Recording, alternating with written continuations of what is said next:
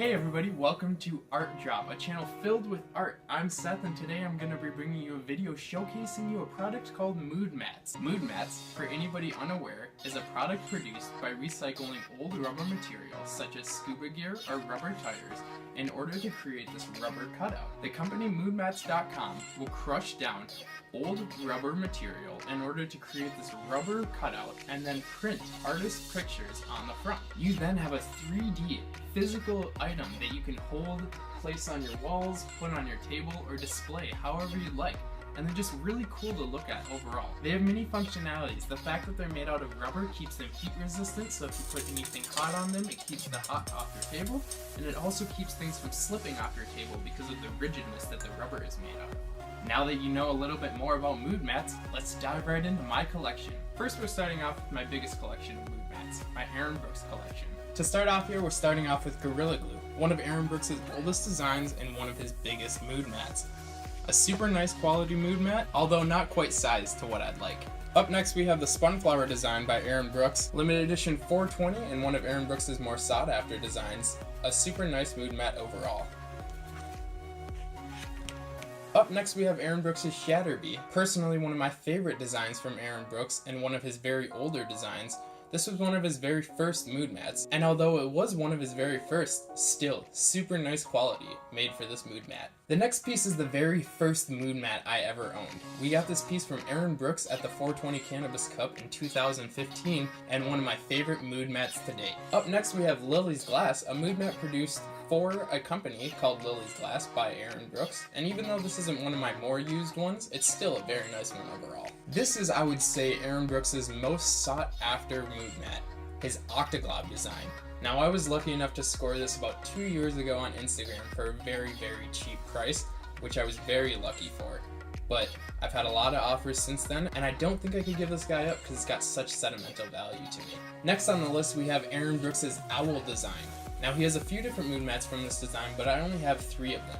I have the original one, the glow-in-the-dark V2, and the glow-in-the-dark Rasta Owl. These two glow in the dark, this one does not, and you can see that these ones have a little white speckles around them, but that's because these were produced with extra recycled material, not just rubber material where it's black, and so you can actually see that it has recycled material all up in it, and it's super cool. You know, people were complaining about this at first, but I think it's super cool to be able to know that these were, you know, recycled material, and you can actually see the recycle stuff in them.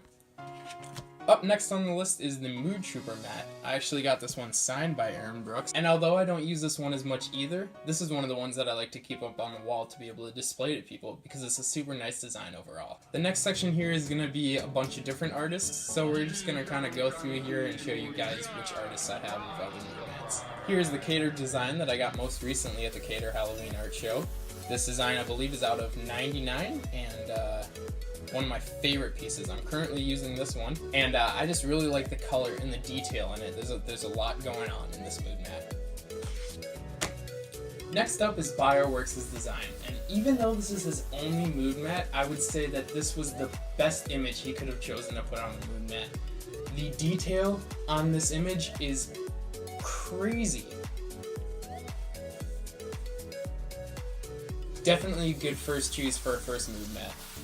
Next is Raphmados, and even though this one isn't quite a Moodmat, it still qualifies because it has the same qualities as a Moodmat. It still keeps hot things off your table, keeps things from slipping off your table, and is kind of the same material overall. You can see that this one isn't quite a Moodmat because it's kind of like a mouse pad material instead, and like I said, even though it isn't Moodmat quite, it still has the same qualities and it still works the same.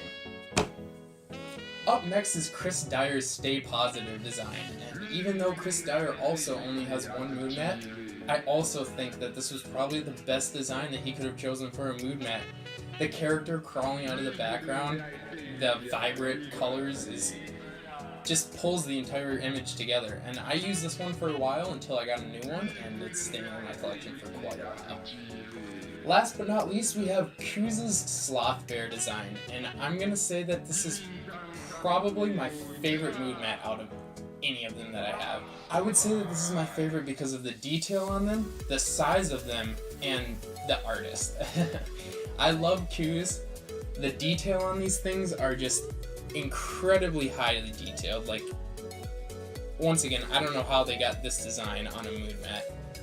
And last but not least, like, the size of them are just great. Like, this is the normal mood mat size, and you can see that instead of having like a weird rigid edge, it's completely circular, which is super nice because it keeps your material all in one area, and it has a really wide area of not letting things slip off, or the hotness factor or whatnot. And that is going to wrap up that. Thank you everybody for watching. If you didn't know what a mood mat was before, I hope that I taught you something or inspired you to go out and get your own. If you enjoy art videos like this and you want to see some more, maybe consider subscribing.